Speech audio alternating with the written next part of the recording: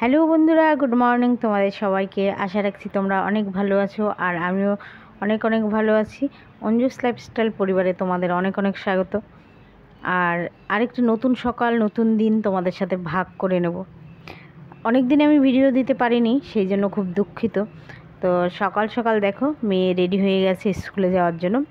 Okay ready করে দিয়েছি, এখন বাজে সকাল 6:45। আর ওকে রেডি করে রাস্তায় নিয়ে এসেছি, কারণ টোটো পাওয়া যাবে না। আর সকালবেলা স্কুলে এই এক সমস্যা যে তাড়াতাড়ি না উঠলে স্কুলও ধরা যাবে না, টোটোও পাওয়া যাবে না। তাই খুব তাড়াহুড়োর মধ্যে দিয়ে ভিডিওটা করলাম।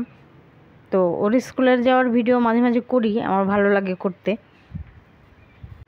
আমাদের সময়টা একটু অন্যরকম ছিল, তখন তো আর ক্যামেরা ছিল না।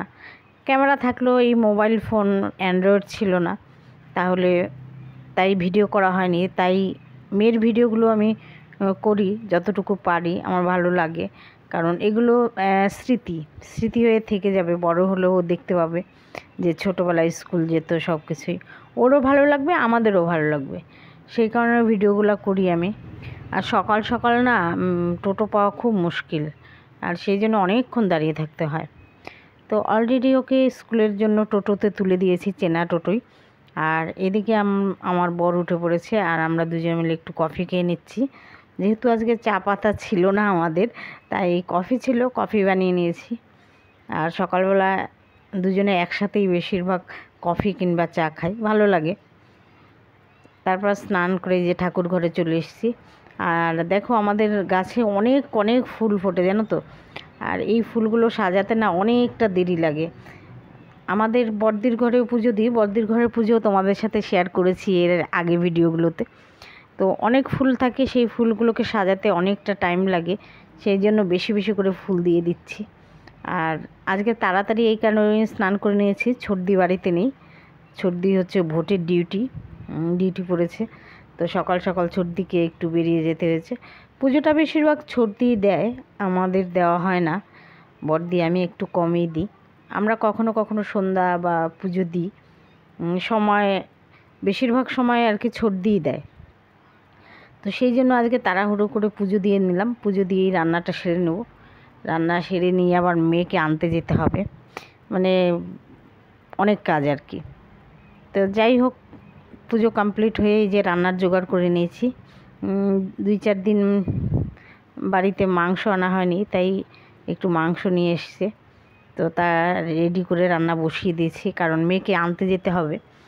এখন প্রচুর গরম পড়েছে, তো এসে রান্না করতে আর একদম ভালো লাগে না, মনে হয় যে ইচ্ছে করে না যে রান্নার কাছে যাই। তাই আমি তাড়াতাড়ি ভাবলাম যে রান্নাটা সেরেই তারপরেই যাব। তো রান্না বসিয়ে দিয়েছি। আজকে বেশি কিছু রান্না করব না, হালকা পাতলাই রান্না করব। এদিকে একটু মাংস রান্না করব আর একটু লাউ ঘন্ট, এগুলো আমাদের জন্য করব, যে বাচ্চারা তো এগুলো খাবে না, তো ওগুলো এসে করব। মাংসটা তাড়াতাড়ি করে নিলে কি ছেলেও খেয়ে স্কুল যেতে পারবে আর মেয়েও এসে খেতে পারবে। সেই কারণে ওদের রান্নাটাই আমি আগে করি, মানে ওরা যেটা দিয়ে খাবে। আর প্রথমেই ওদের খাবারটা হয়ে গেলে আর কোনো চিন্তা থাকে না, তাই বেশিরভাগ ক্ষেত্রে আমি ওদের খাবারটাই আগে করি।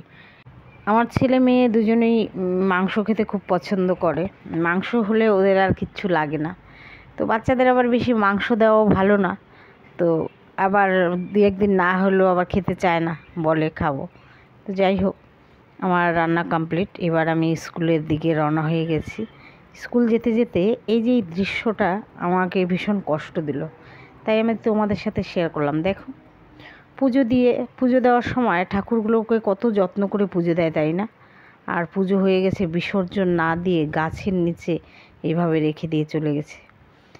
আর ছেলে দেখো এদিকে স্কুল যাওয়ার জন্য রেডি হয়ে গেছে, আর আমিও ফেরার পথে মেয়েকে নিয়ে বাড়িতে চলে এসেছি।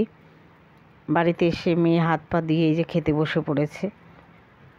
তো আজকে তোমাদের সাথে যেটা শেয়ার করতে চাইছি, যে কোনো জিনিস প্রয়োজন ফুরিয়ে গেলে তার আর কোনো মূল্য থাকে না, না? এটা না আমাকে খুব ভাবিয়েছে আজকে এই ঠাকুরগুলোকে দেখে, খুব কষ্ট হয়েছে মনে। তাই ভাবলাম এটা আমি তোমাদের সাথে শেয়ার করি। সেটা যে কোনোই জিনিস হোক ঠাকুর দেবতা কিংবা কোনো জিনিস বা কোনো মানুষ, সব কিছুই যখনই প্রয়োজন শেষ হয়ে যায়, বা কোনো সম্পর্ক, সেই জিনিসটা আর থাকে না। তো এটা আমাকে খুব আজকে দাগ কেটেছে, আমি জানি না কতক্ষণ থাকবে এটা। আর পুজো দিয়ে যদি ঠাকুরগুলোকে বিসর্জন দিয়ে দেয় তাহলে সেটা অন্যরকম। বিসর্জন না দিয়ে এভাবে গাছের নিচে ফেলে দেওয়া, এই যে ভেঙে যাচ্ছে, এগুলো দেখে ভীষণ কষ্ট হচ্ছে। কখনো কখনো গাড়ি এসে ধাক্কা মেরে দিচ্ছে, মানে এইগুলো খুব মানে একটা খারাপ দৃশ্য, মানে খুব খারাপ লাগলো। তো যাই হোক, মেয়ের খাওয়া কমপ্লিট হয়ে গেছে, বলছে খেতে খুব ভালো হয়েছে। আর এদিকে একটু মনটা ভালো নেই আমার, কারণ এই দৃশ্যটা দেখার পরে আজকে মনটা খুব খারাপ লাগছে।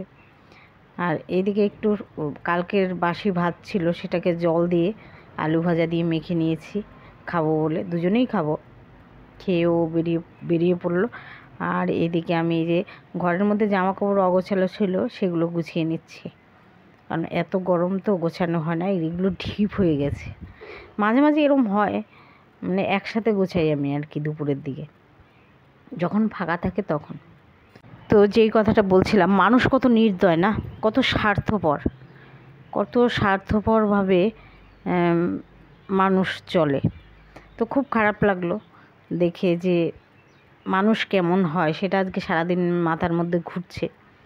তো আর এদিকে বর চলে এসেছে দুপুরের খাবার খেতে, 3টে বেজে গেছে, ওকে খেতে দিয়েছি। আজকে আমি একটু ডাল আর লাউ ঘন্ট করেছিলাম, আর ওদের জন্য চিকেন। তো যাই হোক, আজকের ভিডিওটা তোমাদের কেমন লাগলো তোমরা একটু অবশ্যই লাইক কমেন্ট করে জানাবে। আর যারা পুরনো রয়েছে তারা আমার চ্যানেলটি সাবস্ক্রাইব করে আমার পাশে থাকবে। আর ওর খাওয়া দাওয়া হয়ে গেছে। এদিকে আমি দুপুরবেলা একটু রিলস বানিয়ে নিয়েছি, কারণ দুপুর টাইমটাই আমার কাছে ফাঁকা থাকে, এই টাইমটা একটু আমি রিলস বানাই, না হলে আর সময় পাওয়া যায় না। তো বিকেল হয়ে গেছে, সন্ধ্যার সময় যে ওর পাপা একটু সিঙ্গারা চপ নিয়ে এসছে বাচ্চাদের জন্য। তো আজকের ভিডিওটা তোমাদের কেমন লাগলো অবশ্যই জানাবে, আর আমার চ্যানেলটি সাবস্ক্রাইব করে আমার পাশে থাকবে। আবার দেখা হবে নতুন ভিডিও নিয়ে। তো তোমরা ভালো থেকো, সুস্থ থেকো, টাটা। সবাইকে গুড নাইট, কারণ তাড়াতাড়ি গুড নাইট দিয়ে দিলাম। ভালো থেকো।